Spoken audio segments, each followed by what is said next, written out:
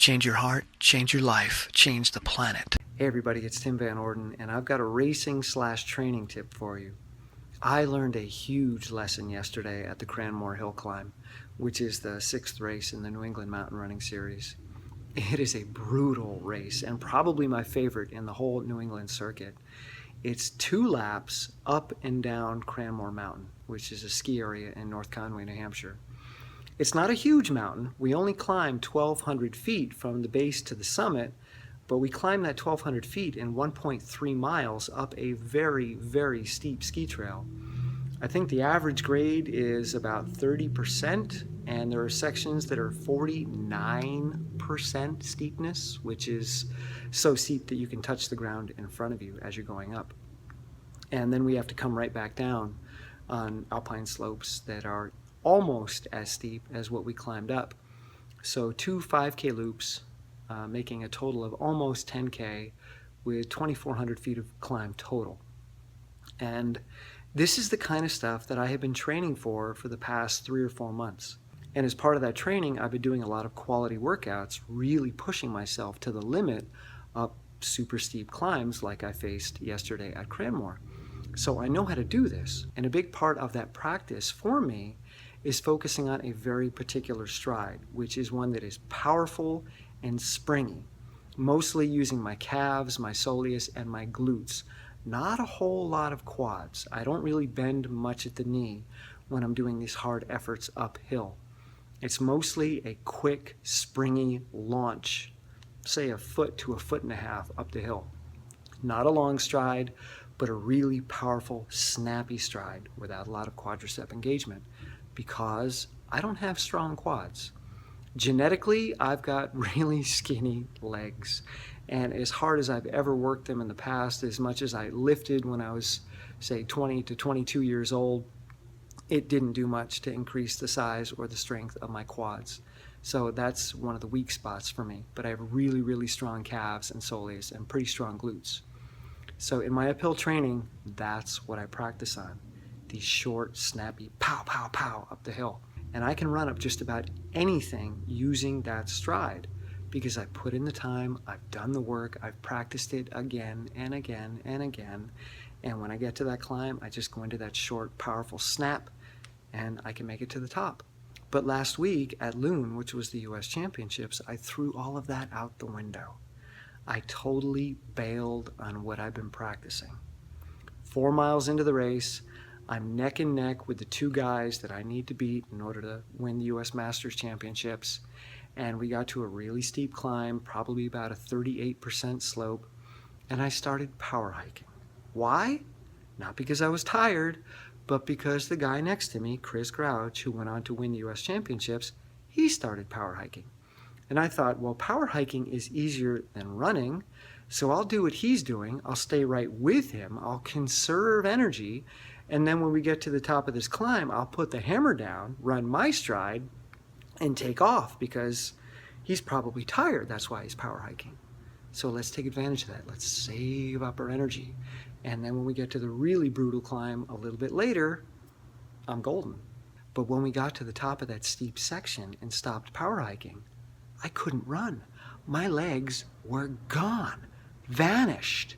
Out of nowhere, I was feeling so good up until that point, and now suddenly these guys are pulling away and there's nothing I can do. I don't have anything in my legs. And ever since the race, my mind has just been going over and over every step of that course. What happened? I was feeling so good. I was so confident. I had it in the bag, and 2 minutes later, it just vanished. Was it the 2 tick bites that I had a week earlier? Was it the antibiotics that I was on for 3 weeks? Was it the 2 weeks of limited training because I hurt my Achilles at the half marathon I did, which was a big mistake, by the way, but all good. But the thought that's bugging me the most is that decision to power hike, to do something that I haven't been practicing to do, to put my leg in a position where the quadricep is doing most of the work. The muscle that is my weak point. That decision to power hike has really been eating away at me. And I've been trying to dismiss it, thinking, well, a power hike is easier than running up the mountain because when people get tired, they switch to a power hike. but there was such a dramatic difference in the experience of my legs and how much energy they had before the power hike and after. So going into the Cranmore Hill Climb yesterday, I wanted to put this to the test. What will happen if I run the entire climb and never take a walking or power hiking step? Will I run faster or will I tire quicker? Do I actually have the strength and endurance to run an entire climb of that steepness? I've been training for it. Let's see if I can actually do it in racing conditions. Is my short, snappy, powerful running stride going to get me to the top, or am I going to burn out halfway? Because I don't have to do this climb just once. I have to do it twice. And in between these two climbs, I'm going to be barreling down these ski slopes, which does a heck of a lot more damage to your quads than running uphill. Running uphill uses up some sugar. Running downhill tears your muscles to pieces. When you go down, the muscle gets longer under the load instead of getting shorter under a load. This is called an eccentric loading. And when you have an eccentric loading situation, fewer muscle fibers are engaged. When you're going up, when the muscle is getting shorter or contracting, which is the opposite, like flexing a muscle, more muscle fibers are engaged. So going downhill uses fewer muscle fibers, and the strain that they're under is significantly greater. It's 5 to 10 times more force on your muscle going down than going up. So this was the ultimate test. Can I run up this thing once? Can I beat the crap out of myself on the way down? And then can I run up it again? Let's find out. So when the race started, my teammate Matt Viega took off like a shot. He won this race the year before and he wanted to repeat. So he was way ahead of everybody else going in, and he beat me at the Loon Mountain race by quite a bit. He's beaten me in a lot of races this year. He's super, super fit, a great climber, and he's 29 years old. So as I'm seeing him pulling away from the field, I'm thinking, okay, this is a perfect place to test this out. Catch him. Go for it. Don't try to have a good race. Don't even try to finish this race.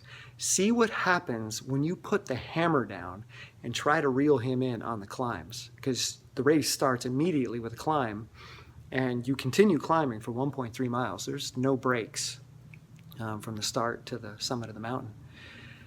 So I started picking up the pace and reeling people in, worked my way into second place. He had about a 15-second lead on me.